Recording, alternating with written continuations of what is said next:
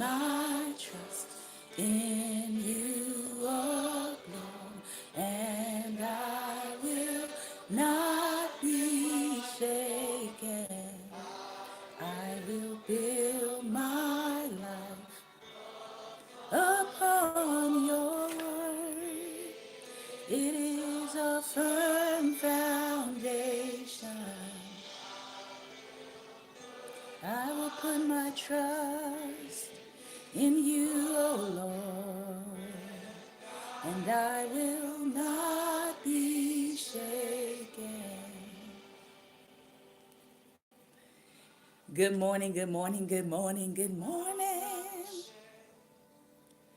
Good morning, good morning, good morning. Well, I'll just letting you in on a little bit of how I rock out in the morning. Welcome to Daring Dialogues. I'm your host, Shantae Charles. I hope that you are having a great and wonderful day. I know I started a couple minutes early, but I just want to let somebody in on some praise and worship this morning that probably needed a little lift, probably needed to be reminded who they're supposed to be building their life on. This is a very old t-shirt, and it says, let me stand up for a moment. It says, "This chick is a genius." Tweety Bird was one of my favorite characters growing up. We used to call my one of my family members Tweety, and Tweety was always being rescued. There we go. Tweety was always being rescued from something, but she was a precious little bird. So, good morning, everyone, and welcome to Daring Dialogues. This is Relationship Wednesday.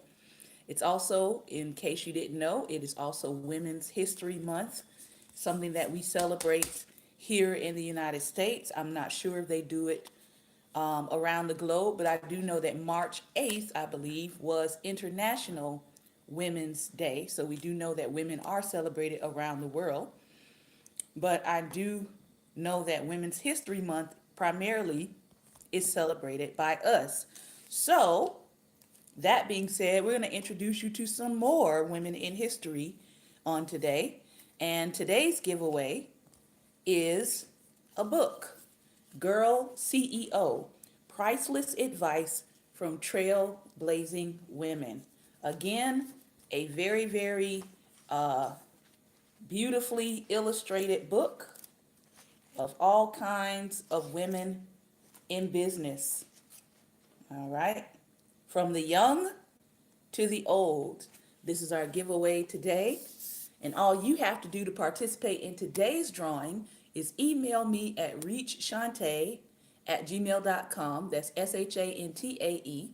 And tell me about a local female business owner that you know.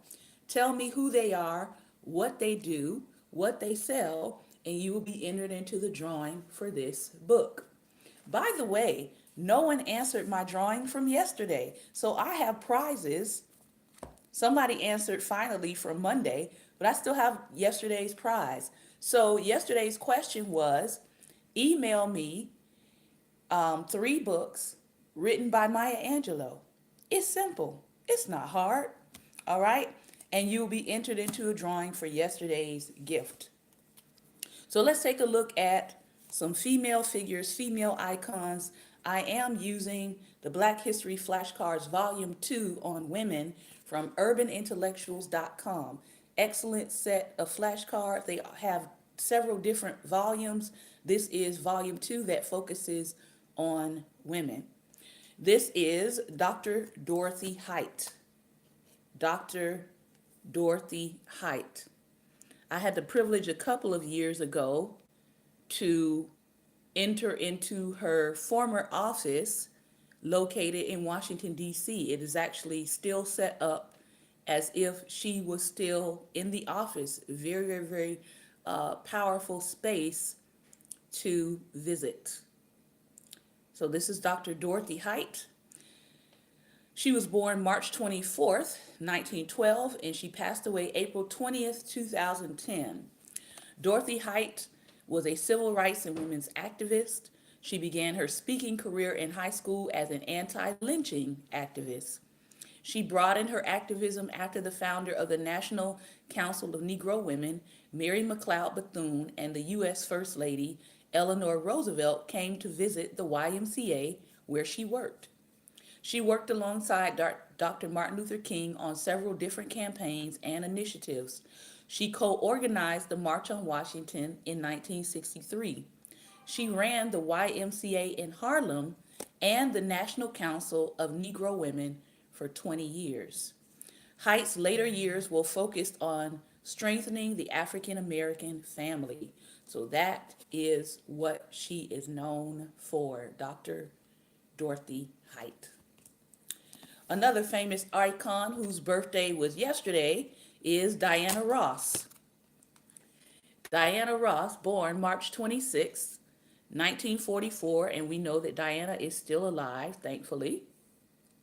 Diana Ross is a singer, songwriter, actress, and 12-time Grammy nominee. She was recognized as one of the most iconic singers of all time, with a career that spans over 40 years. She has achieved 12 number one hits as a solo singer after ending her role as the lead singer in The Supremes in 1970. She gave a Golden Globe Award and Academy Award nominated performance in 1972's Ladies Sing the Blues, based on the life of Billie Holiday, who we talked about yesterday. She became the first African American woman to co-host the Academy Awards in 1974. She was named Female Entertainer of the Century by Billboard magazine, and she was declared the most successful female music artist in history by the Guinness Book of World Records in 1993. Lady Diana Ross. All right. Another African American leader that you may not know a lot about, Dame Eugenia Charles. Dame Eugenia Charles. She was the first female attorney of Dominica and the only female prime minister. She served as the head of state longer than any other prime minister of Dominica. She helped to found the Dominica Freedom Party in the 1970s and led it for over 2 decades. She worked with U.S. President Ronald Reagan to orchestrate the 1983 United States invasion of Grenada. She dedicated herself to the reconstruction of housing, roads, and other infrastructure destroyed by Hurricane David. She was conservative in most of her policies. Her inflexible views led her to be nicknamed the Iron Lady of the Caribbean. Dame Eugenia Charles. Jumping across the pond again, Deolinda Rodriguez de Almeida. That is her full name. I hope I pronounced everything right. I was practicing. She is born February 10th, 1939, and she lived and passed February 10th, 1968. Deolinda is a writer, translator, and revolutionary movement leader and a women's rights activist. She was known as Mother of the Revolution for her role in the Angolan independence movement. She co-founded the Women's Division of the People's Movement for the Liberation of Angola. She corresponded with Martin Luther King Jr. in an effort to get ideas on how to help her country fight for independence from the Portuguese. She was tortured and executed after being captured for her political work. She died a martyr for the struggle for freedom in Angola. And lastly today, Chimamanda Ngozi Adichie. All right. Chimamanda is a poet, a novelist, and author of African and feminist literature. She traveled from Nigeria to the United States to further her education in communication, political science, and African studies. She penned the prize-winning novel Purple Hibiscus, as well as several books of poetry and other novels. She was elected into the American Academy of Arts and Science. She speaks regularly on women's issues and promotes feminism through her work. Part of one of her TED Talks was sampled in Beyoncé's 2013 song, Flawless. All right. Just a little bit of women's history, both past and present. Today's giveaway again is the book Girl CEO: Timeless and Priceless Advice from Trailblazing Women. Um, it's a profile of 40 extraordinary entrepreneurs who offer invaluable insight and fascinating stories about what it takes to make your mark. Icons like Oprah, Diane von Furstenberg, and upstarts like Michaela Ulmer, the young girl who started the Lemonade Company, illustrate and offer advice on the meaning of success. So, this would be the perfect book for a girl entrepreneur or a young CEO. And all you have to do is email me about a young entrepreneur or a female entrepreneur you know and what they're doing and what product and good they sell, and you will be entered into today's giveaway. So, let's get into our book reads for today. As you all know, we are continuing this firebrand of a topic, vindicating the vixens, revisiting sexualized, vilified, and marginalized women of the Bible. But we're going to start with completing this chapter in Dr. Les Parrott, Love Like That, where we're on the principle concerning being bold, telling the truth boldly. So, here we go. What Jesus taught us about boldly speaking the truth.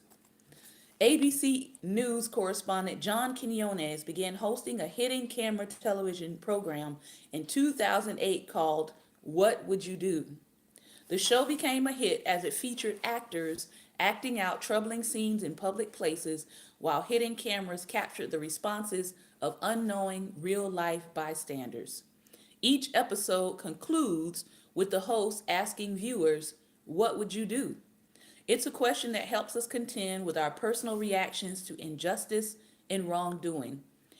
We would likely give into bystander apathy, or would we speak out and intervene? In a sense, studying the life of Jesus, the predicaments and situations that emerge in his journey, evokes the same question, especially when his truth telling causes embarrassment and discomfort. As I read the Gospels, I ask myself the question time and again, what would I do? I cringe at my own inclination to take the easy way out in these situations where Jesus is so very transparent. At the same time, I recoil at the idea of being as forthright as he is. Consider how he handles the insulting treatment from his dinner host, Simon. When Jesus realizes Simon has invited him to his house in order to embarrass him and reveal him as some sort of heretic, Jesus calls him out right then and there. Would you do that?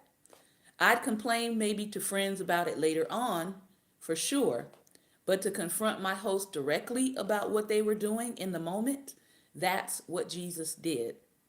Simon's immoral behavior is being masqueraded as goodness, and Jesus wants no part of the charade. To remain silent would be the same as endorsing his conniving behavior. It is better to be divided by truth than to be united in error, says Adrian Rogers. Now, I will say personally, I have had a couple of instances where I have had to confront people um, right then and there when they were doing something that they thought they were being slick about, especially in the field of education. And sometimes people don't expect you to confront them right away. They expect you to kind of wait it out, or they maybe give you the benefit of the doubt. But if you're causing damage immediately to my reputation, I'm going to call you out. So just be prepared. Because I don't play when it comes to a reputation that I have built and established, especially in the field of education. So that doesn't fly with me. I kind of have zero tolerance for somebody trying to be conniving to my face and think I'm not going to say anything about it. Not going to happen. So Jesus confronts Simon. He also confronts Zacchaeus. He also confronts Martha about her attitude with Mary. If you're familiar with the story, right? She's trying to put Mary on Front Street and act like Mary's not, helping her or not getting things done. And Jesus was like, Martha, slow your roll. Mary is doing exactly what she needs to be doing right now. Yep. Jesus confronts the woman at the well. Jesus confronts the chief priests, and on and on. Jesus even confronts his own disciples. He turns around and he was like, what are y'all talking about? You know, while they're walking to their next ministry assignment and they're arguing about who's going to be the greatest, Jesus confronts them. And of course, the disciples act like they're not really talking about what they're talking about, as we tend to do as humans, but Jesus confronted it. Before you chalk up this forthright approach to being a personality issue more than a mandate, consider the straightforward teaching of Jesus on the matter. If a fellow believer hurts you, go and tell him. Work it out between the two of you. Do you know how much social media drama would decrease if we just follow that one instruction?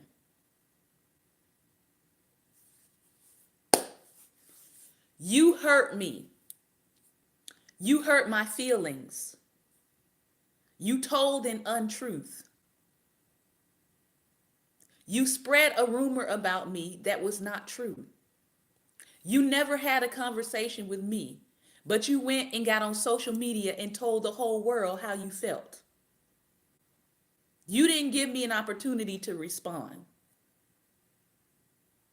If a fellow believer hurts you, go and tell them. There's a lot of people going and telling the world, and they have not even given the courtesy to the person to let the person know that they did something wrong, or they did something hurtful, or they did something to upset them. There's an urgency to this truth telling. And Jesus even prioritizes your truth telling, over your worship. Let me take a sip right there.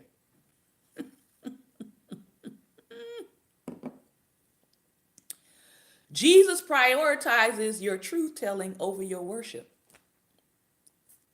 If you enter into your place of worship and you are about to make an offering and you suddenly remember a grudge that someone has against you, abandon your offering, leave immediately, go to this person and make things right.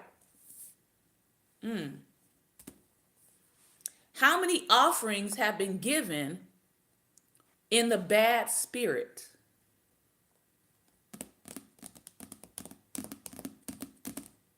Then and only then, come back and work things out with God. There are a lot of people teaching that you don't have to go and work things out with the person. You can just go get in God's face. But the scripture actually says the opposite. God is looking at some of us like, really? Really? You love me? You love me, but you will not go talk to your brother and correct what's going on? You love me.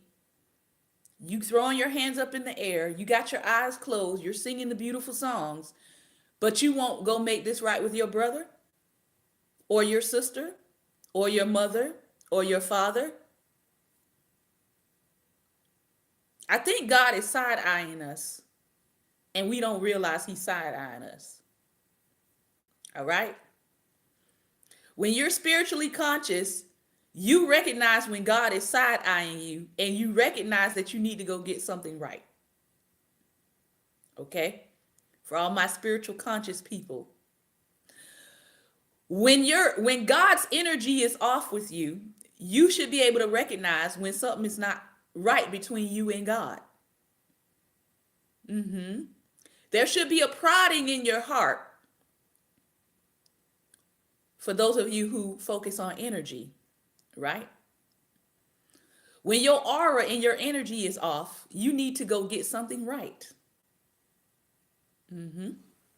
Yep. So, Then and only then are we supposed to come back and work it out with God. How empty would the sanctuaries be on Sundays if people actually went and practiced this one thing?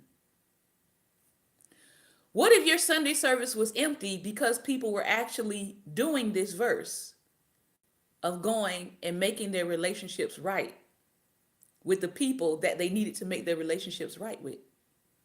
What if one Sunday, instead of demanding everybody come to our sanctuary, we demanded people go to their family and their friends and get it right?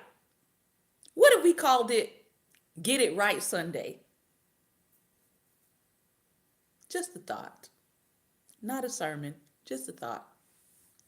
It's clear that for Jesus, truth telling is not something we do when we get around to it. He makes it a top priority. Don't lose a minute, he says. Make the first move, make things right. Jesus doesn't tell us to ruminate on it. Jesus doesn't tell us to gossip about it. He says we need to speak the truth, but with love. Confront them with the need for repentance and offer again God's forgiving love. Again, a person cannot be forgiven of something they don't know they did. A person cannot come to the realization that I wronged you if they don't know they wronged you. And many times we are internalizing things that people have done to us, and they don't realize that it was offensive to us. Sometimes we think that people can read our minds. And we think, well, I just knew that Sister Lollipop knew that she offended me, when Sister Lollipop may not know because you didn't say anything. And many times people act like nothing bothered them, and so they go on. When in fact, it could be bothering them, though their facial expressions may not show it. All right? So if you are offended, right, there is some responsibility on your part to go to the person initially and make them aware of the offense. Now, if they say, oh my goodness, I am so sorry, I apologize, I didn't know I offended you in that, would you please forgive me? Now it's back on you, because then you have the opportunity to say, I forgive you, or you have the opportunity to retain that thing. All right? So once you make them aware of what the offense is, then they respond, and then you have to give a response. But we're not making people aware that they even offended us. And there's a lot of people walking around with chips on their shoulders, and people don't even know that they put the chip there. All right? So consider that. Truth without love is ugly, the writer says, and love without truth is spineless. As the ancient proverb says, faithful are the wounds of a friend who corrects out of love and concern, but the kisses of an enemy are deceitful because they serve a hidden agenda. Jesus is all about authenticity. He wants us to take off our masks and live congruent lives without hidden agendas or empty promises. Peace, if possible, truth at all costs, says Martin Luther. Don't say anything you don't mean. This counsel is embedded deep in our traditions. You only make things worse when you lay down a smokescreen of pious talk, saying, I'll pray for you, and never doing it, or saying, God be with you, and not meaning it. You don't make your words true by embellishing them with religious lace. In making your speech sound more religious, it becomes less true. Just say yes and no. When you manipulate words to get your own way, you will go wrong. Early in his ministry while in Galilee, Jesus meets a man named Nathanael.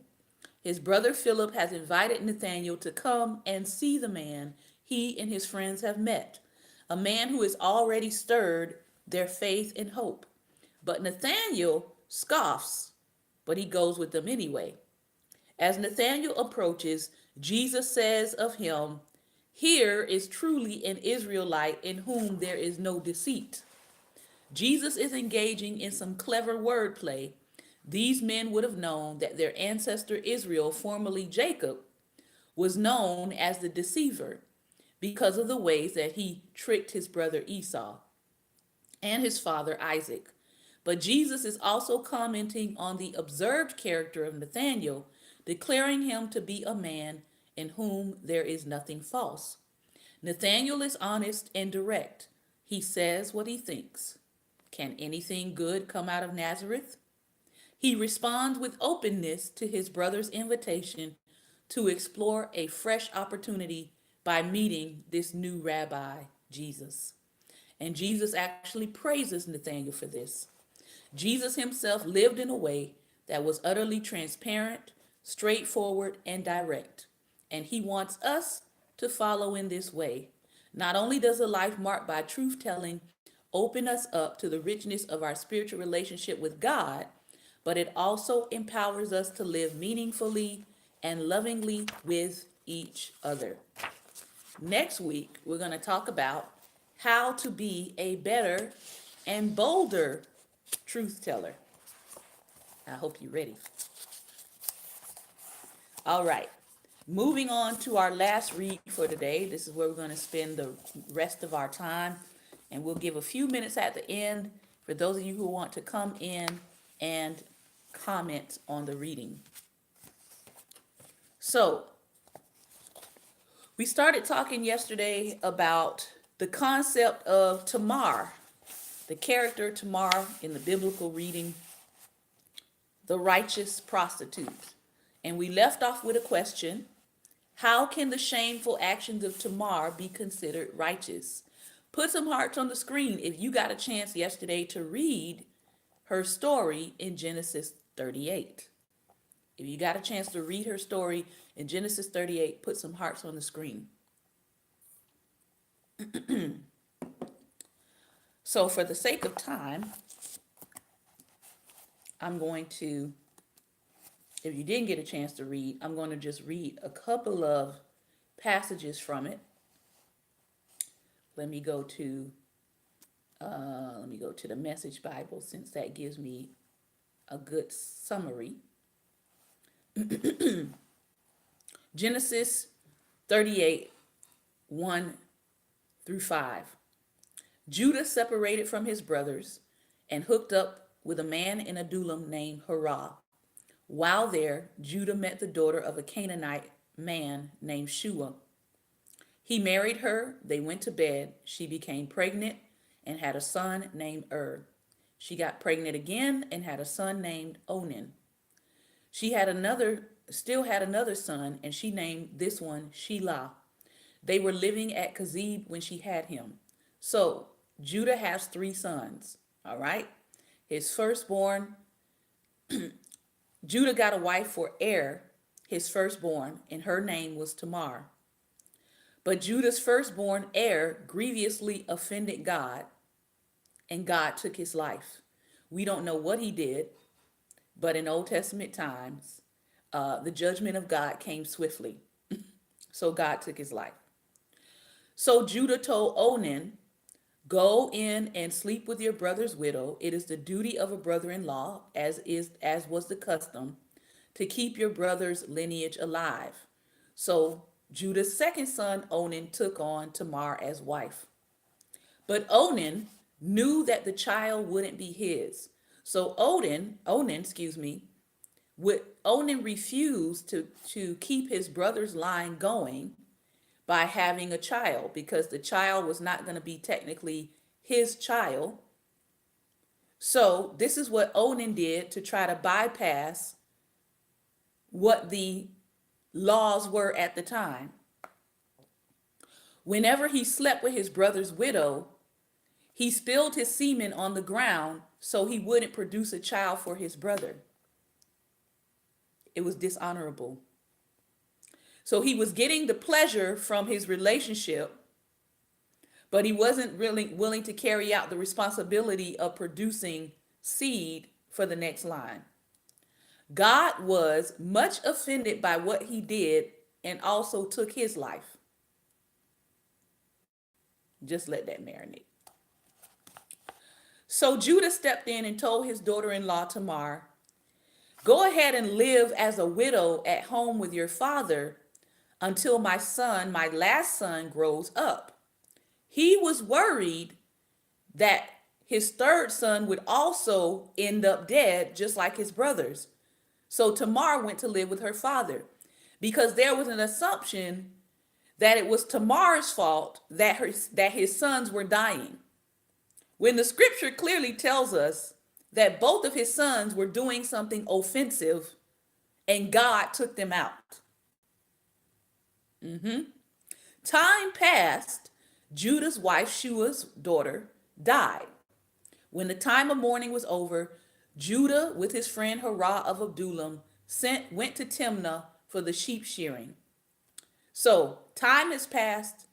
Tamar sees that Judah is not going to allow her to marry his third son because he basically thinks that something is wrong with her. So he sends her back to her father's house as a widow when he was supposed to give her his third son. All right, so that is the background. 13 and 14. Tamar was told, "Your father-in-law has gone to Timnah to shear his sheep."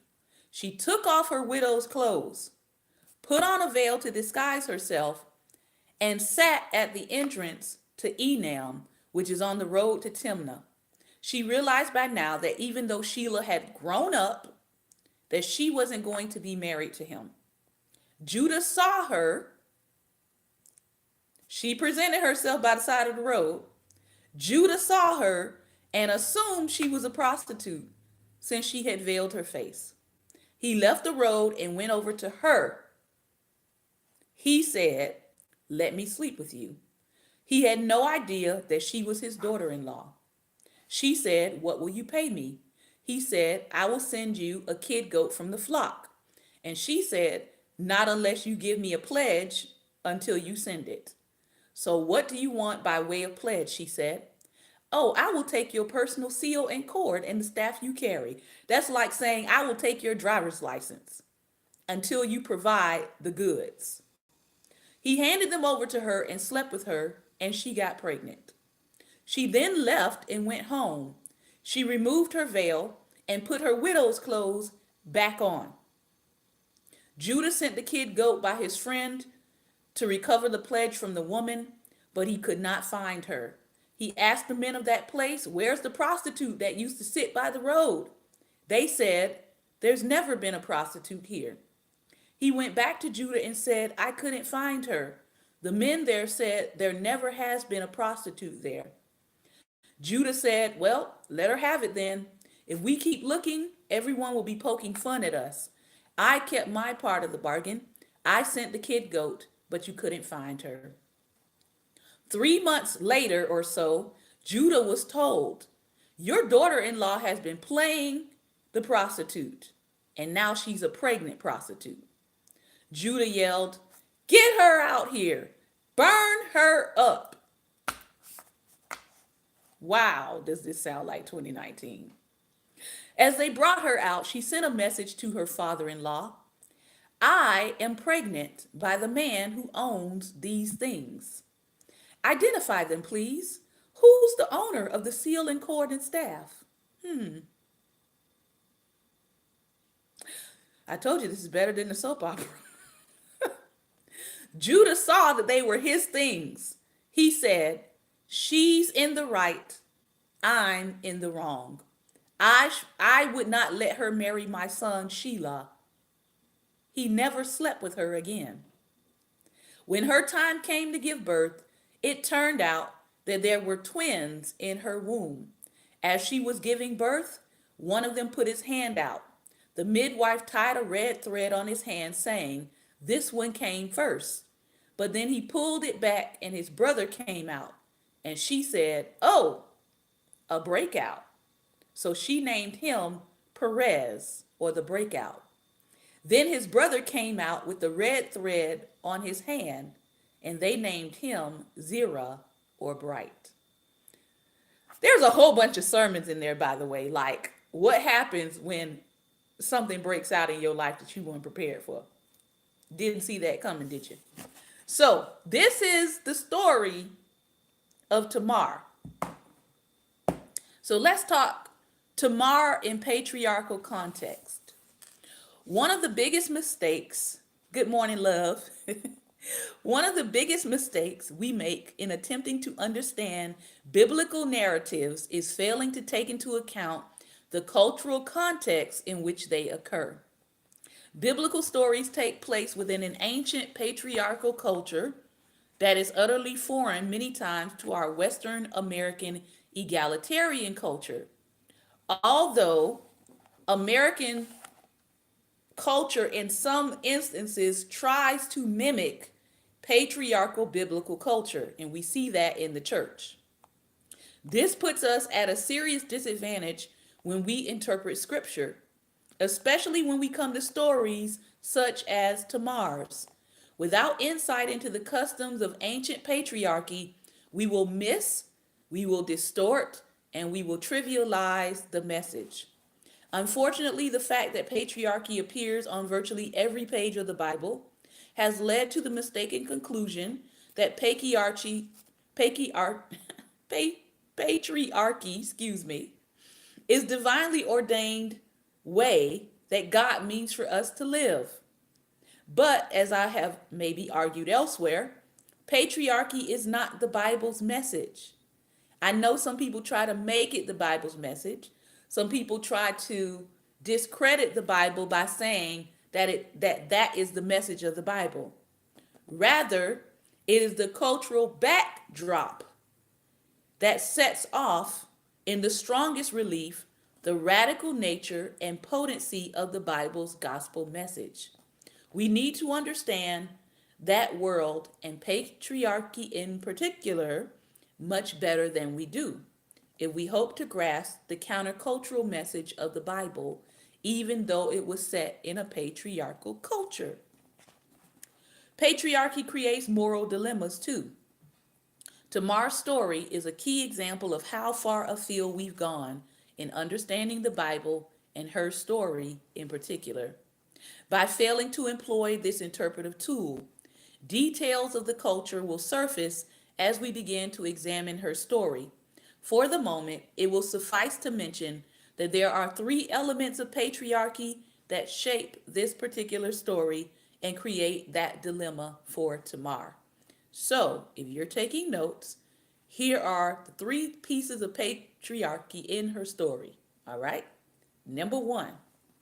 First, patriarchy, or the father rule, invests men with priority, power, and authority over women, and relies on the female being submissive. Well, we know in Tamar's case, had she been submissive, Perez never would have been born. Perez being in the line of Christ. Patriarchy essentially deprives women of agency, meaning freedom, and deprives women of legal rights. Females become simply the property of men, and they are expected to submit. I don't know about you, but I have heard Christian men refer to women in terms of property and submission. It's a little disturbing, by the way. We will see in Tamar's story that Judah held life and death power over her. He could have had her stoned, people. Even after he realized that he was the one who impregnated her, he could have had her stoned. Let that be a lesson for all the men around here who are getting women pregnant and are not married to them. You want to stone her, but you're the father of the child. Or you want to pay for her to go have an abortion in secret, and you're the father. Again, this is not new issues. It's biblical. So, he had the power that without investigating the charges against her and with a blatant double standard, he immediately demands an honor killing for her sexual misconduct. A violent response that occurred back then and still happens today, where there is intense patriarchal culture whenever a female is involved. There are some cultures where if a female is raped, she is killed. That's still going on today. All right? Where if a female is involved or she's alleged to be involved in something that tarnishes the honor of the men in her family or even tarnishes her honor. Secondly, patriarchy invests men with power and authority over other men, with devastating consequences many times in both directions. Something profoundly unhealthy happens when one man rules power and wields power over another. The patriarchs owned other men and women as slaves, as well as the children their slaves produced in many cultures. Primogeniture is what it's called, described by some as the linchpin of patriarchy, ranked sons by birth order. So you have these rules of the firstborn, right? The secondborn, the thirdborn, and so forth and so on. Remember, in patriarchy, most times the firstborn son gets most of the inheritance. If you think about the story of Jacob and Esau, when you think about in terms of royalty, right? They want the heir, and then they want the second son, which is called the spare, in case something happens to the firstborn son. So it is established within the family unit a fixed male hierarchy amongst brothers. Primogeniture elevated a man's firstborn son over his younger brothers. Something that we see is turned on its head in the story of what? The prodigal son. The focus in that story is not on the firstborn son, but on the younger son. So this primogeniture feature elevates the firstborn son over all the other sons that will be born, making him something of a crown prince in the family and giving him authority over his younger siblings. The eldest brother also inherited twice as much of a man's estate as his other sons. We can even say that part of the exploration of America had to do with the second sons either being forced to go into clergy or forced to go into the military or to become an explorer. Most of America was founded by what we would call today the second sons, because the primary son stayed in England. They got the inheritance, they got the big home, they got all of the land and the majority of the wealth. And so the second sons became the adventurers, the ones who said, I have to make my own way in society. So this is not just a biblical concept of primogeniture.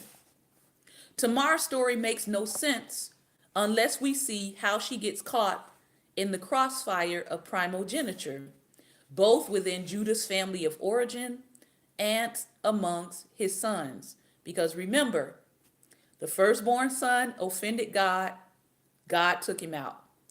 The secondborn son offended God, God took him out. So it was only the third son left. And Judah was basically saying, I'm not giving this woman my last son.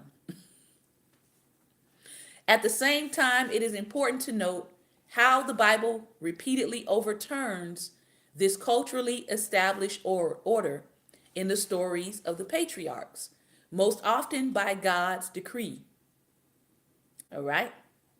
So we might call this the law of seconds. God chose Isaac and not Abraham's firstborn, Ishmael. Although parental favoritism played a role in Isaac's family, for Rebekah preferred Jacob and Isaac preferred Esau, God chose the younger twin Jacob, not Esau. But things got out of hand when it came to Jacob's sons. For Jacob began to play favorites and broke primogeniture with his wives and with his sons, and his favoritism of Joseph shattered the family. Third, under patriarchy, a woman's goal in life was to produce sons for her husband. Doing so was her duty as a woman and her sole contribution to the family. Producing a male child was also a matter of honor to preserve her husband's family line. Now, in case you didn't know, recently they changed the English royal rules on that, because at first, and basically for the establishment of the royal line, you could not pass on the crown to a female. It had to be passed on to a male. But because they changed the rules, Prince William and Kate's daughter is now a part of the royal line of succession. So again, this is not just something that is seen in biblical time. Family survival depended on her producing at least one son. Society determined a woman's value by counting her sons, not her daughters. The gold medal of womanhood was to be acclaimed as the mother of 7 sons. It was exceedingly high praise indeed when the women of Bethlehem praised Ruth to Naomi as better to you than 7 sons. Ruth 4, verse 15. Such a cultural value system sheds light on the desperation that barren women such as Sarah, Rebecca, Rachel, and Hannah all experienced, and why the postmenopausal widow Naomi was beside herself after both of her sons died without either of them fathering sons. To die without a male descendant was to be erased from history, an utter calamity in the ancient world. And the blame and shame for this deficiency fell on the widow for failing literally to deliver. Although many interpreters view Tamar's actions as her personal obsession to have a baby and fulfill her womanhood, we will soon see that Tamar was motivated by something much deeper. Tamar the Canaanite. Her story does not exist in isolation. Not only is it embedded within the ancient patriarchal culture, it is nested within the layers of family history. Understanding both contexts is necessary to make sense of her story. Those other stories are also important to get a clear sense of Judah, the man in whom she dealt with. In addition, they serve to inform us that Tamar's situation as Judah's daughter-in-law was about as far from ideal as a young woman can get. Rather, from the start, the marriage arrangement that placed Tamar into Judah's dysfunctional family also put her at risk from Judah as well as from his sons. Beyond that reality, even before she enters Judah's story, she had huge strikes against her already. Not only was she an outsider to the mainstream story that focused on Abraham and his descendants, she was a foreigner. Indeed, she was the worst kind of foreigner, according to Scripture, a Canaanite, based on Genesis 28 and 1.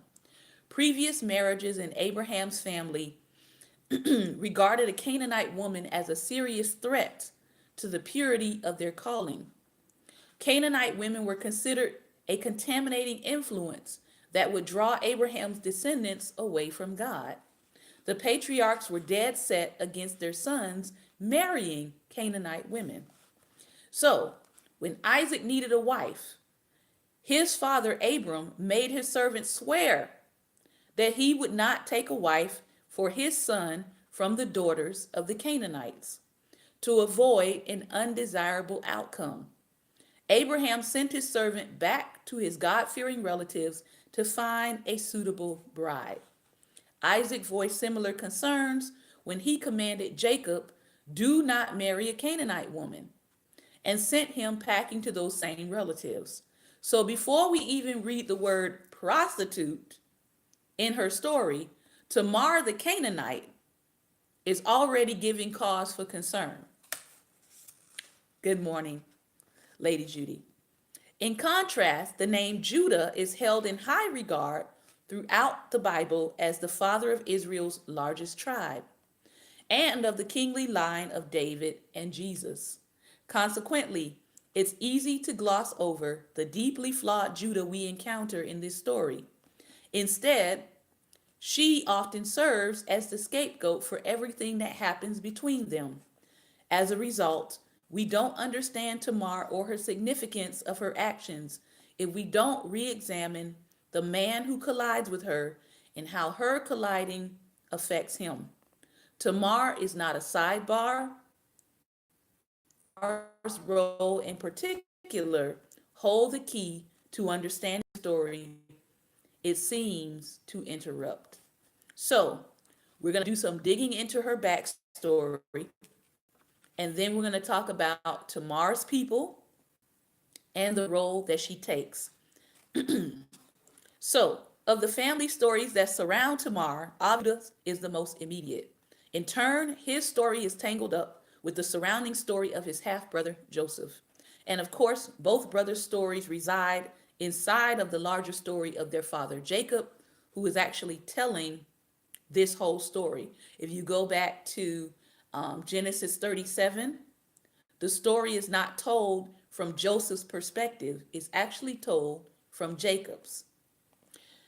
At the time of the events involving Tamar, Jacob was the current family standard bearer for the covenant promises that was given to Abraham and Isaac. This is the family that God blessed and appointed to move forward his redemptive purposes for the whole world. A lot of times people get confused about the Bible and what the Bible is actually expressing to us. The Bible is expressing to us the story of one man's family moving forward with redemptive purposes for the whole world. I hope everybody understands that about Scripture. Scripture doesn't explain to you every single thing that went on in human history. Scripture explains to you the story of one man's family moving forward with redemptive purposes in the world. Despite the fact that at this point in the narrative, Joseph owns the spotlight at the expense of Judah and his 9 other brothers, God ultimately chooses Judah to be the promise bearer for the next generation. Judah's branch of Abraham's family tree will go on to produce King David and ultimately Jesus, the promised Messiah. So regardless of how the focus settles on Joseph from Genesis 30 on, the Judah thread that winds its way through those final chapters deserves careful attention. So, Tamar finds herself in a family that is already dealing with dysfunction. By the time Tamar enters the story, Judah himself is in a moral nosedive. He is weighed down by a boatload of dysfunctional family relationships that have left him with a throbbing father wound and a boatload of resentment. Judah's family got off to a terrible start when his father Jacob married his mother Leah, unintentionally, instead of her younger, more attractive sister Rachel. So let's look at context here. Judah has probably heard the stories of how he came into being through his mother Leah, who became sort of the alternative wife of Jacob after he was tricked into marrying Judah's mother. So just keep that in the back of your mind.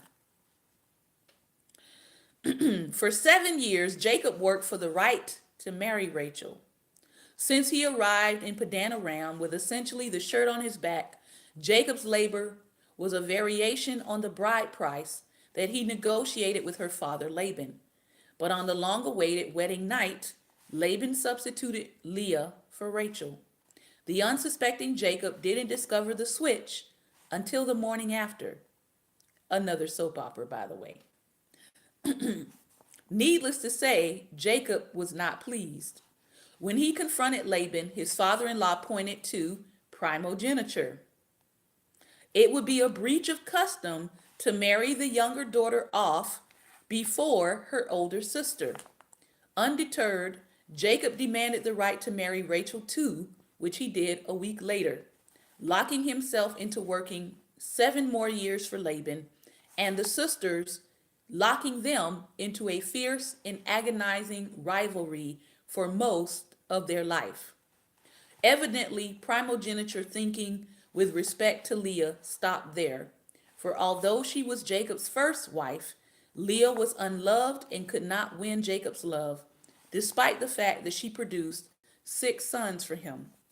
Jacob's heart belonged to Rachel, wife number 2. But for Rachel, no amount of love could compensate for the miserable fact that, unlike her sister, she was barren. By volunteering their slave girls, Bilhah and Zilpah, as surrogate wives, the warring sisters produced a grand total of 12 sons for Jacob, 6 by Leah and 2 apiece by Bilhah and Zilpah. And then at long last, Rachel delivered 2 more sons, Joseph and finally Benjamin. So if you want to talk about sister wives, OMG. Even in this episode, we see another example of the dark side of patriarchy, the sanctioning of sexual slavery. With the birth of Joseph, patriarchal favoritism within the family escalates to a whole new level. Jacob's flagrant favoritism of Joseph became the proverbial last straw for Jacob's 10 older brothers, igniting jealousy and a consuming hatred for Joseph that ultimately turned to violence. The text states flatly that Jacob loved Joseph more than any of his other sons. Jacob's favoritism took on public physical dimensions when Jacob gave Joseph a royal robe and an overt sign of preeminent place Joseph held both in his father's heart and in the family. Now you will also have to understand that Joseph was the firstborn of Rachel, and the firstborn of Leah had somewhat forfeited his right to the heirship by his own actions, by sleeping with, I believe, either Bilhah or Zilpah, one of his father's handmaidens. So he had actually disgraced the family. So there is more to the story as to why Joseph is given this distinction. As a teenager, Joseph himself threw gasoline on his brother's hatred when he unwisely announced 2 dreams in which his brothers and parents were bowing down to him. Seething sibling anger burst into flame, and a murder plot began to form. The story took an appalling turn when Judah assumed the lead among his brothers. Together, they seized an opportunity to sell Joseph as a slave to an approaching caravan of Ishmaelites en route to Egypt. The brothers shredded and doctored up Joseph's royal robe with the blood of a goat to deceive their father into thinking a wild beast had killed Joseph. Jacob was inconsolable. Bereaved of Joseph, Jacob turned his love and favoritism on Benjamin, and the son Rachel died delivering. So, this is the family that Tamar gets brought into. Although Judah was Jacob's 4th son, there is reason to believe he saw himself as the heir apparent to the rights of the firstborn. Judah's 3 older brothers had disgraced their father and disqualified themselves as honorable sons. Reuben, who was Jacob's actual firstborn, slept with Bilhah, the father's concubine. This was a defiant act by which a son becomes a stench in his father's nostrils.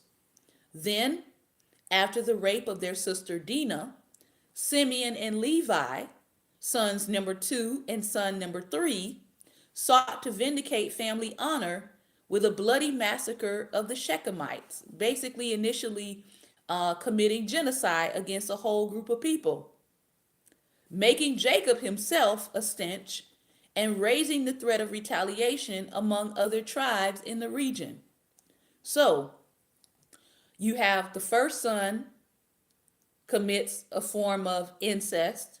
The second and the third sons commit genocide against a nation because of retaliation. So that's son number one, number two, number three down. And Judah at this point is the fourth in line.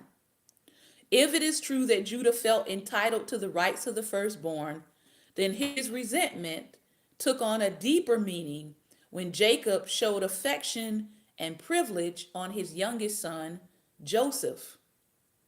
But you have to realize that Joseph was the firstborn of Rachel. So it would have made sense for Jacob to go to his firstborn from his other wife. As an aside, it is worth noting that in all of this destructional family dynamics, Jacob himself would have benefited from the Apostle Paul's letter to the Ephesians. One can only wonder how the surrounding cultures would have marveled at Jacob's family if he had loved his wife and cared about them as much as he did his own body. If he had nurtured his children, and not just the firstborn, and not just the favorite, at the neglect of the others. And if he, as a slave owner, had remembered that he too had a master. Not only Jacob's story, but the stories of other patriarchs as well might read differently. Vastly so if they had followed culturally subversive instructions such as Paul's to master their own household. Even so, long before Paul's input was available, the gospel of the Messiah was to come, touching down in these stories and changing lives in unimaginable ways. Unlikely as it seems, Judah's story will bear that out. But at this point, this is a fallen patriarchal family who practices favoritism, has broken relationships that are driving their actions. And so her story plays out like a tragedy on multiple levels. When we come back tomorrow, we're going to talk about Tamar and the sons of Judah. This has been another episode of Daring Dialogues, and I have been your host today, Shantae Charles. I hope that you have learned something today. I hope that if you have not gone back and read the story of Tamar in Genesis 38, that you will go back and read it. Read it in a couple of versions. Read it in the Amplified. Read it in the KJV. Read it in the Message Bible that we read it in today, and see what you can pick up on regarding Judah and his sons. I want to thank you again for your time and attention. Remember, light is the most daring opposition to darkness, so please go out today and be light. If you want to stay around for a few minutes and you have a comment, you can hit the double smiley face and we will open it up for a few comments before I log off. So if you have some comments, Prophet Jonathan, I know you must have something to say. If you have a comment and you want to share with us, go ahead and hit the double smiley face and we will add you in.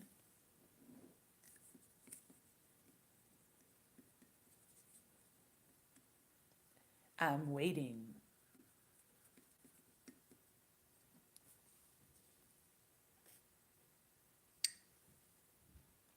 No comments? Oh, okay. All right. In 5, 4, 3, 2, 1. Good morning. Good afternoon, Prophet. Good afternoon, Prophet. Good afternoon, everybody. This is trying to collect my thoughts. I have so much on my mind. It was a lot, I will admit. Yeah. I read through it last night and I was like, oh gosh. Yeah. God was dealing with me on the story of Joseph. Mm-hmm. So I'm reading through trying to follow the story of Joseph. And then Mm-hmm. I come to this story. Mm-hmm. I'm like, huh? What Mm-hmm. happened? What I'm happened, like, right? what happened? Where did Joseph and all of that go? So I'm like, okay, let me just keep reading. Maybe he's going to pop up. And he never did. Mm-hmm. But then God interrupted what he was sharing me with Joseph with this story. And oh wow. So and what struck me was, why haven't I never heard this taught? It's like they skipped over it. Just whoop. It's like kind of how they teach us black history. It's not black people were kings and queens. Black people were inventors, architects, all this. It's just, oh, y'all slaves. Mm-hmm. And Exactly. y'all fought to become free, and now everything is fine, and we sing kumbaya. And It's just like, I find it to be interesting because it's one of those stories that people skip over and say we're not going to cover this. But if you look at the climate of what's happening right now in church, there are a lot of Tamars. yes, yes, A lot. yes, There are a lot of side Tamars. yes, There are a lot of hidden children. yes, There are a lot of women being stoned right now. yes, There are a lot of women who are being told they are at fault for the man of God's fall. yes. Yeah, they're the tempters. The devil is in them. Okay. So, um, yeah, Exactly. we need a women's conference about Tamar. Whew. Full of the men in it. The daughters of Tamar. What to do when you are the outside woman? My Lord. Because they're out here. Yes. And I find it very interesting that scripture clearly points to every single one of those men in the story. It points to their culpability in what happened. Yes. But it shows you the cultural result of demanding her death. Wow. It reminds us of the story when the woman was caught in adultery. Mm-hmm. And they wanted to stone her. Mm-hmm. And Jesus said, he without sin cast the first stone. Exactly. Yeah. Good correlation. Whoever she committed adultery with was in the crowd, is my belief. And that's why they slowly backed off. Like, oh shoot, maybe he about to call me out. Say I was the one with her. Right? So And it could have been that they were all her lovers. That could have very well been the case. The other thing that I see in this text is I see that even though the third brother is not really overtly involved, he's still involved too. yeah. Because he went on about his life as if he didn't have a responsibility to do right by her either. Nothing happened. Nobody spoke up. He grew up and went on about his way when he was supposed to be pledged to marry her to make good on the father's promise. Mm-hmm. And the reality is she got drafted into a family. She didn't go pursue their family. They went to her family and brought her into theirs in marriage. Mm-hmm.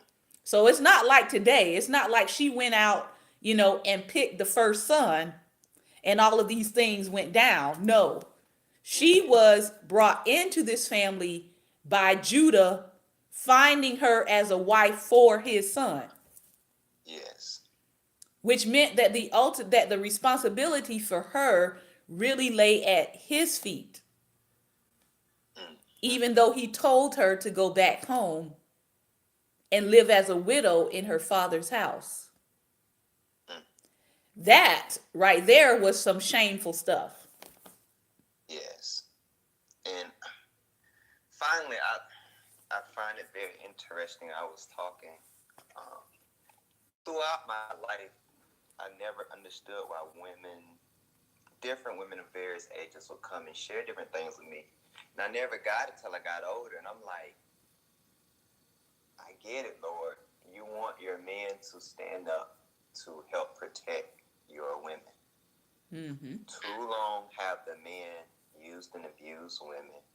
They haven't been a security. They haven't been a protection. I'm not talking about being a pimp or a player. I'm talking about being a godly brother to godly sisters. Mm-hmm. Protecting, encouraging them to have standards, helping the females to realize when the guy's trying to be predatory or abusive or vindictive or manipulative with your emotions. They're not really serious about you. It's time that, of course, the older women supposed to teach the younger. Mm-hmm. The older men supposed to teach the younger men. Mm-hmm. But we also, why did Think Like a Man book become so big? Because someone wasn't teaching the women inside of a man's head, apparently. Very true. And I told women, you think like a woman. God made you a woman. You understand. And all that I get an understanding. Mm-hmm. You don't turn as a man thinking, so is he. So you think like a man, you're going to be a man. Mm-hmm. What were you about to say, Prophet? I was going to say that I think in a lot of ways I had an advantage growing up, because I have like 10 uncles and 5 brothers. And so the men in my life were, number one, they were present. Even though my relationship with my natural father wasn't always as close as I wanted it to be, his entire family was my community. Like, when my father wasn't available, all of his brothers stepped up and became father figures in my life. So I had males that I could look to that were examples of manhood, that were examples of husbands, that were examples of fathers taking care of their children, that were examples of how you treat a woman respectfully and with honor that's not your wife. Yes. That's what I grew up with, right? And then I also had lots of male friends that were very honest with me about male behavior. Yes. Awesome. Very honest. Sometimes they were too frank. But I would have rather, and I'm very thankful that I had male friends that were honest with me up front and would say things like, this person is no good because X, Y, and Z. Yes. Like, they were not on this whole thing now that we see where people talk about the man code, where you have men covering for other men's ungodly behavior. Yeah. That wasn't the case. There were young men in my life who were my peers who would say, listen, I want to give you a heads up about this guy right here. I know you like him. I know you think he's attractive, but he is a player. Yes. He discards women. Yes. All he wants from women right now is sexual activity. He has zero inclination for a serious relationship. So I don't want you to go that route with him without understanding that. Yes. So they were very upfront with me to say, I don't want you to get hurt by this guy. I know what he's doing. And if you're not that kind of girl, Mm-hmm. if you don't want to play that kind of game, then you might want to leave him alone. I don't see that in today's culture. What I see is women getting involved in relationships that are detrimental to them. And then after the damage is done, then her guy friends want to come and say, oh, I knew he was no good. No, no, no, Yeah. no, no. You should have told me that. If you're my friend and a male, you should have told me that before I got into the relationship. Yes. You should have told me he was a player. You knew he was a player. That's not something he's going to openly divulge to me as a woman, but you could have gave me a heads up. So Exactly. so you still have the choice of getting into the relationship with him, but here's a little insight. Exactly. Here's a little insight. And I don't see a whole lot of that going on. I do see lots of men right now schooling women, uh, schooling women to me on how to be better prey, if that makes sense. Wow. You're giving me enough information on how to make me better prey for the male population. That's not necessarily helping me. That's just teaching me how to be a better catch for somebody to deceive me in a relationship. Wow. I don't need that. I need I need to understand what a godly man and a godly male relationship looks like. Yes. Tell me that. Don't just tell me how to make myself more presentable to become the prey for somebody who's predatory. And I'm talking to believers, right? I know there's all kinds of Mac Daddy seminars out here now. There is. Somebody has a whole program about the Mac game and how to teach men how to get the woman they want. Well, what are you going to do with her after you get her? What do you have to offer her besides what is between your legs? So again, this biblical text opens up a whole lot of questions.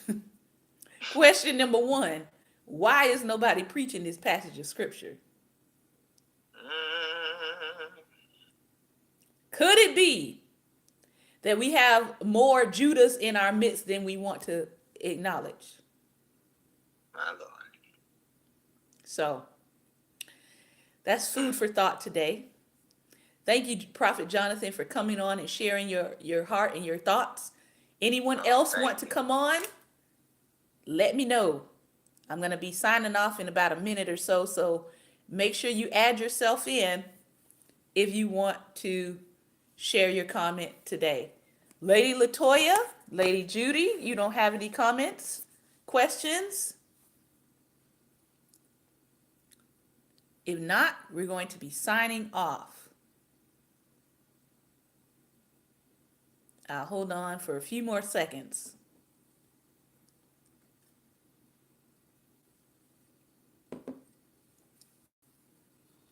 Lady Judy says, not today. All right. Well, we want to thank you all for tuning in to our little after session talk here. I know I am way above time, beyond time, but a thank you again for tuning in. We will be back tomorrow. All right. Lady Barbara, did you have a comment that you want to share today? You can click into the double circle. We're going to be back tomorrow with Thinking Thursday, Theology Thursday, and we're going to continue this talk about Tamar.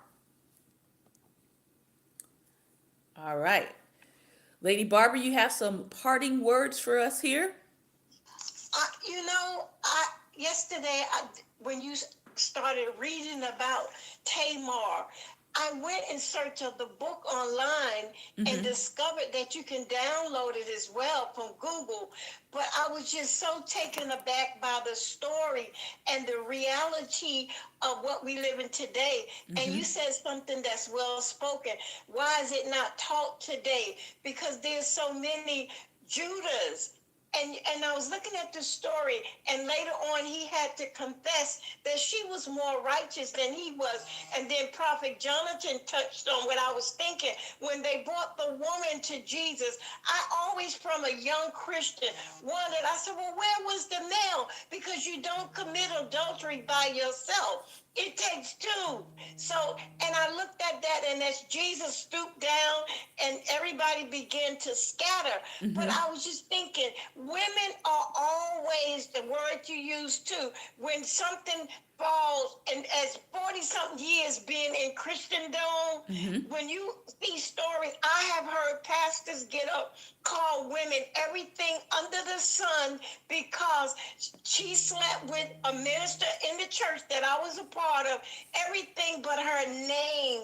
And he put him up in the balcony and never called his name. Woo. And so it's always this thing where women are made the scapegoat because the man fall. But if you look at Samson, Samson went out and toyed and played around with Delilah, and it caused him his anointing. And the thing about that is, most leaders don't realize when you go out like that, all of that you do like that, you bring it back home to your spouse. And in Samson's case, what happened to him is most leaders don't realize when you go out and sleep around and you cover that, first of all, you kill your vision. Because when they came into the bedroom, once Delilah cut Samson's hair off, they put his eyes out. So most leaders don't realize when you do that, that comes to kill your vision. You no longer have vision. But they cover up so much. And like you said, this thing about the male code, and this needs to be broken, and deliverance needs to take place. I have seen so many women discard, and all they talk about. One woman I still know to this day, she fell in the church. The leader spit in her face, Pastor Shante. Call her everything. I could tell you some stories. 40 plus years, I lived in New York. I could tell she fell in the church with a married man. He never corrected the man. This woman, she lives, I won't say where she lives. She moved out of New York, and she still haven't got delivered from the treatment because she fell in the church. And out of that church came a daughter as well. Wow. And she's never got over it. Somebody has to give an account to God. And I don't think that, why have they figured out that they're exempt? Because they carry a title and sit in this place. They feel that they're divinely protected when you're wounding people. My and God. just like Judah was ready to stone Tamar. He said, burn her up. And he never forgot. You pursued what you thought was a harlot. She didn't come after you. You went chasing after her. And then you laid Jesus. down. And you know the thing about that is so deep. You said he left his stuff. So you can't deny. You said like giving your God, okay, I want to know who you are. So leave me some identification. So you can't get around the fact that when it all come out, what else can you say? Oh, she's righteous and I'm wrong. You gotta own that stuff. Y'all preaching today. It makes my heart weep sometimes because this woman told me she could never forgive and she can't get free. And she can never. But you know what I said in my fleshy side? If he'd have spit in my face, I'd have had him charged with assault. No, that wouldn't have been flesh, mother. That wouldn't have been flesh. That would have been logical. I would have had him charged. You spit in my face and you let the man sit there and go on with his life. Wow. Women have, and I know, women fall into vulnerable situations. That's why we have to watch. And one thing you said is so profound. I always wish that I had an older brother because some entrapments and things that I got caught up in, Pastor, had I truly had, sometimes, like you said, you got to have truth tellers in your life. And that's what I asked God to put in my life. Amen. But I always wanted an older brother, a male, to tell me the truth. Because some of them jokers that I met, they were clowns. And I wouldn't have got caught up in that. Woo, mother. Clowns. You hear me? Clowns. And And that's why I pray for young women who want to be married, sincerely godly men. Because Yes. I could tell you some story. I seen a pastor marry a young woman, a virgin, to a man who did not want a woman. She came home sick early from work one day, Pastor. He was in her bed with another man. And eventually died from AIDS. I tell you, I may not be Jesus. the best, but I could write some church stories. Wow. The truth that I know for a fact that's factual. And it's Wow. a sad time that we do live in where they cover up for the men. And I hear women say it too. Dumb women. I said, no, you got to take a look at it. It's two sides to that story. I had a woman who fell out with me because she was talking against the women. I said, you got to look at the men too. They got issues with their zippers as well. You know, so you got to You're tell right. the truth. You're right. And they do chase and seduce and run after women. If you're not careful and watchful, you can't fall into entrapment. Because if you look at a lot of them are master manipulators. And Mother. hide behind the Bible, talking about Jesus. Well, I said some of them need to put a sign on the front of the house. These churches said, this is the whorehouse. This is what we do here. Oh God. And just tell the truth. Come on in. This is a harem, and this is what we do here. Wow. Wow. I'm getting off, Pastor. Thank you. Woo! Listen, all I can say is say law. Like I've shared in the past, I had my own experience where my husband and I, when we were engaged, okay, we were accused of sexual activity right, like literally the next day after we got engaged. And we were accused by two women in the church who were jealous of me. And they took this accusation to our elders. And I will never forget how that ministry responded. Because here's the thing. We were both innocent. We were both innocent. My husband is a man of integrity. I'm a woman of integrity.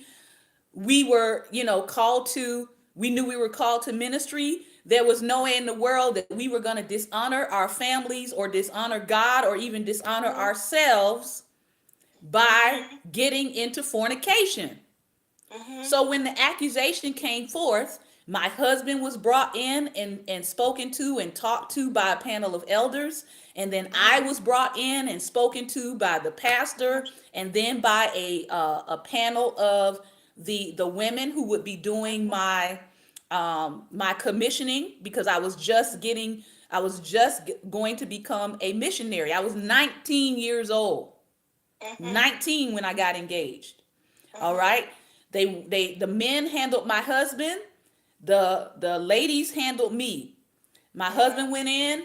My husband told them what happened, that this was a lie, da, da, da, da, da. The elders believed my husband, and my husband went back to doing ministry. On my side, well, we can't really be sure if you're telling the truth, but we're going to sit you down and we're going to silence you for 9 months. So I was silenced. Exactly. It was a double standard. I was silenced for 9 months to quote unquote prove that I was not pregnant. And this is what they told me. They said, because the last woman who told us, who had a similar situation, who told us that she didn't do anything, she wound up pregnant. So now you have to suffer. I'm not kidding. I still have witnesses to this story. You have to suffer because the woman who came before you lied to us and was actually pregnant. So we're going to make you sit down for 9 months. You're not going to be able to do any ministry activity for 9 months.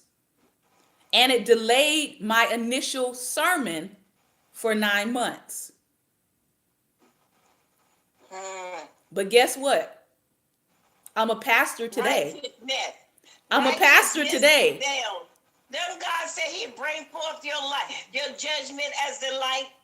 Everything that people put before you, he will bring forth your righteousness. And so what I say to that is I have a little bit more compassion when I hear those kinds of stories because I know what a lie can do. Mm-hmm. I know how My a God. lie can derail somebody's life. Jesus, yes. And so the truth came out, the women were lying. Turns out that they were the ones who were actually chasing men and they were banned from several churches in our region from even entering those churches. But guess what? I never got an apology. No, they won't come back and tell the truth. You know, Never got an apology for impugning my name. Never got an apology for for delaying ministry. None of that. And I had to let that go. I had to forgive people who were doing what religiously they felt was right. You know what though? When people, you know what I experienced too? I'm gonna say this real quick. When people can't control you, this is what I experienced. You get labeled as mentally ill. I got labeled as mentally ill because I would not be manipulated in ministry. So they said, they labeled me mentally ill, that I was not subject to leadership. And any place I ever sat and left, I have a letter. I have never been disorderly of anything, but this particular situation, they want to know your every move, every thought, every time you go to the bathroom, you know, I know the word of God, and that's manipulation. And you have to, and so I've experienced that part. I have never been unruly any place that I ever attached myself to in ministry or that the Lord allowed, but they label you mentally ill. You're not subject to leadership and all kind of matters. So, like you said, you have to let it go and let God bring forth your righteousness. Yes, He will. He will. And the encouraging thing is, I still know people in ministry who remember when that happened, and so they can see I have a track record of truth. Yes. Gotta bring forth. I know. It hurt. At first, you go through the hurt and the disappointment because you really think that people know you by your spirit and they know you better than that. And you feel like, and my thing, I respect leadership. And I feel like if you in that place, Paul said, know them that labor among you. Yes. And I think that people should know you by your spirit. If not, they should seek God to know. But instead of putting labels, and there's people come in and do all manner of stuff, and they let them run rampant through the church. But when you, like that David said, and I behave myself wisely, and I sit there, and then you want to take me over and control. You know what I think, and I'm going to say this. What do you think I was doing before I met you all these years? Well, you think I was walking around with no head? Or do they think you just twist your head off, Pastor, at night and put it on the dresser and put it back on the next day? I don't know, Mother. Just wonder. I don't know. But one thing I do know is I know what it feels like to be accused of something you didn't do. And I know what it feels like to have the church respond inappropriately to what happened.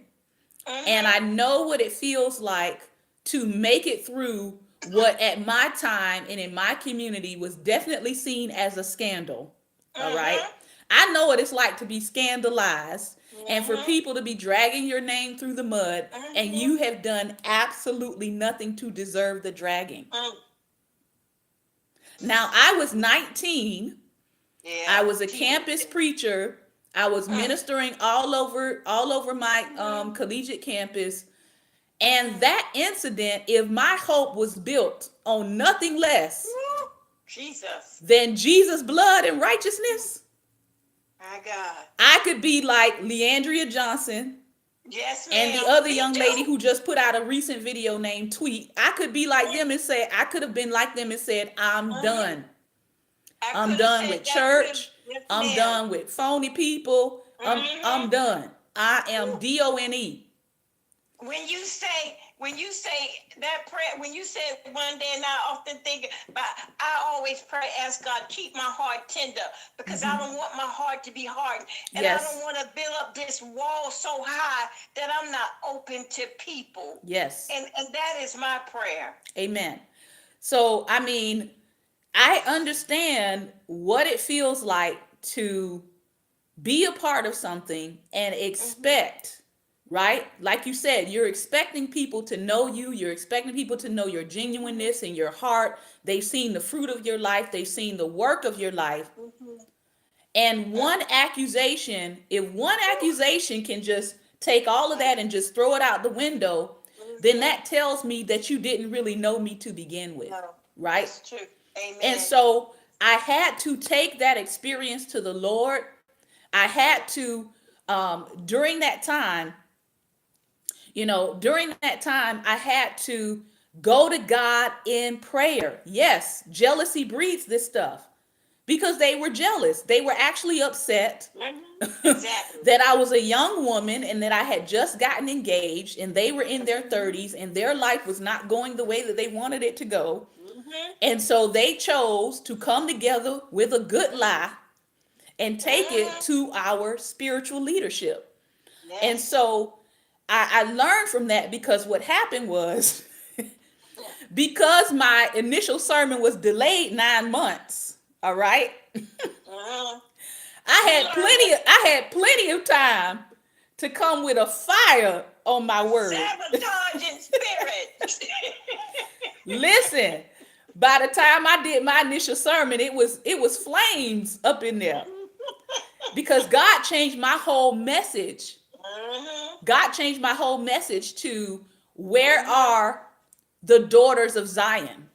I don't even remember what I was originally going to preach, but it basically came to where are the daughters of Zion and where are the mothers of Zion? That was my initial sermon.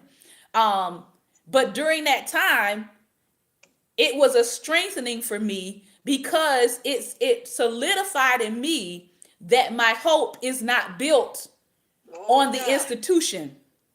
Oh, Jesus. See, I learned at 19 that the institution can get it wrong. And that was a great lesson for me because 21 years later, I'm still standing because I know that the institution can get it wrong. They sure can. Lord have mercy. And we better know the spirit of truth for ourselves, and we better have discernment.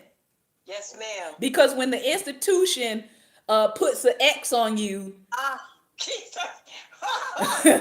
when the institution disqualifies you, when the institution says that you're not good enough, you better know who you are in God. Yes, and you better know that God called you to this work. You got to make me run out the door now. You better know that God called you to this work. Jesus. And what God puts up, no man can take it down. All right. And so when he's ready to say that you have finished your work and you have kept the faith and you can go on, then you can do it with a clear conscience because you know that you have done everything that God called you, ordained you, and designed for you to do. Amen. And so for me, I could see it as a negative, but I got a chance to live Romans 8:28. And we know that all things work together for the good of them who love God and who are the called according to his purpose. Yes. If you notice in that whole statement, it doesn't mention anything about people. You gotta say that. Listen. Say that. Ooh, Jesus. There's nobody else mentioned in that verse. And we know that all things work together for the good of them who love God and are the called according to his purpose. His purpose. God didn't need anybody else in that sentence to validate your call to his purpose. Jesus. I feel God. And Jesus. so you have to know that for yourself. Mhm. You have to know Amen. that for yourself. And so going back to Tamar, as we're going to close out, Jesus. going back to Tamar, Mhm. she might have done what culturally people would have said was completely out of the norm, Yes. right? But we're going to learn tomorrow, why did Tamar go that route? Why did she go that route? And so, again, we have lots of Judahs out here that need to start giving an account for the Tamars that they left Yes. on the side of the spiritual My God. streets. Jesus, Pastor. Prophet Jonathan said, y'all keep on and I'm going to call in playing a praise break. Listen, it's time for the Judas to come clean. Lord. Yes, ma'am. It's time for the Judas to say, I'm in the wrong and they're in the right. Yes. It's time for the Judas to begin to exonerate the Tamars. That's right. And that's all I'm going to say about that. I'm going to end right there. Ooh, Jesus, thank you, Pastor. God bless you and appreciate you, Lady Barbara. Thank you for your insight today. Thank you, Pastor. I appreciate you and love you because you always encourage me to keep going. I thank God for you. You are a gift to the body of Christ. And I said the other day when Apostle said doctor, I said she have a doctoral degree in the kingdom of God. I truly thank God for you. God bless you. Thank you. Thank you. Listen, if we have said anything today that would encourage you, if we have said anything today, listen, some of you all have friends who are in Tamar conditions right now. Please share this broadcast because I'm declaring today that some Judas are going to come clean. And I am declaring today that some Tamars are going to be exonerated. All right? So share this broadcast. I bless you all. I pray God's choice favor upon you today. Make sure that you go out today and be light because somebody needs what you have on the inside of you. All right? God bless. Take care, everyone. Thank you for your insights today. And goodbye. Take care and God